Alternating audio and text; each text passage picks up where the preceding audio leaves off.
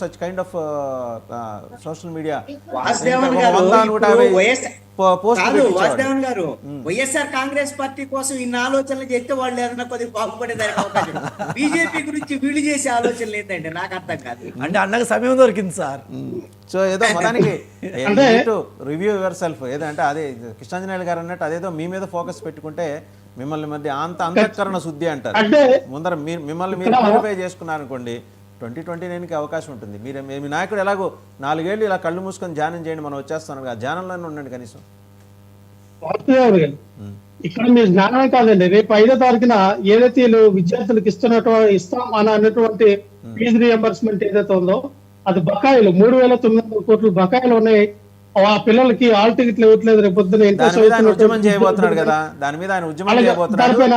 ఆయన ఉద్యమానికి వెళ్ళగానే మీ 10 మంది ఎమ్మెల్యేలు బీజేపీ తీసుకెళ్లిపోద్ది. ఇదే రేపు జరగబోతున్నది ఢిల్లీలో. దీని మీద చెప్తున్నాం, వాసుదేవన్ గారికి ఒకటే చెప్తా ఉన్నాం, ఇలా 10 మంది ఎమ్మెల్యేలు తీసుకెళ్తారా, లేదా ఇంకొక 20 మంది మాజీ ఎమ్మెల్యేలు తీసుకెళ్తారా, లేదంటే ఇప్పుడు ఉన్నటువంటి రాజ్యసభ మిగిలినటువంటి వ్యక్తులు తీసుకెళ్తారా? తీసుకెళ్ళండి. ఎంతమంది వెళ్ళాలనుకుంటున్నారో, మా పార్టీని ఎంత తొక్కాలనుకుంటారో వాళ్ళు బాలికల్స్ కొడితే ఎంత స్ట్రాంగ్ గా రివర్స్ మీరు అంటుంటారు కదా సింహం సింగిల్ గా వస్తుందని. సింహాన్ని సింగిల్ గానే వదిలేద్దాం అనుకుంటారు బీజేపీ వాళ్ళు.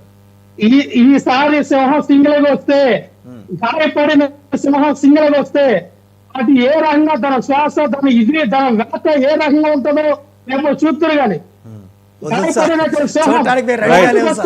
నాగార్జున గారు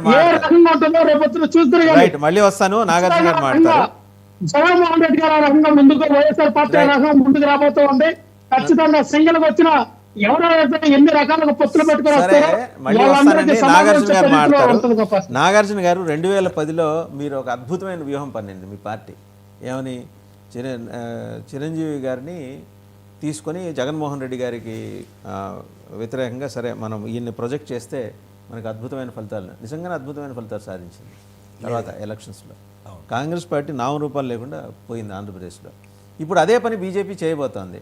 సో మీరు ఒక రకంగా ఏంటంటే డోర్స్ క్లోజ్ చేసుకొని సంకలు గుద్దుకుంటున్నారు కాంగ్రెస్ పార్టీ. మనం చేసిన తప్పే బీజేపీ వాళ్ళు కూడా చేయబోతున్నారని, అంతేనా? అలాంటి కథనాలు వస్తాయి. అప్పుడు మేము చేసిన తప్పు ఏంటంటే సార్, చిరంజీవి గారిని సెంట్రల్ మినిస్టర్కి తీసుకొని మేము తప్పు చేసాం. యాక్చువల్ చిరంజీవి గారిని గ్రౌండ్ లెవెల్కి పంపించాలి.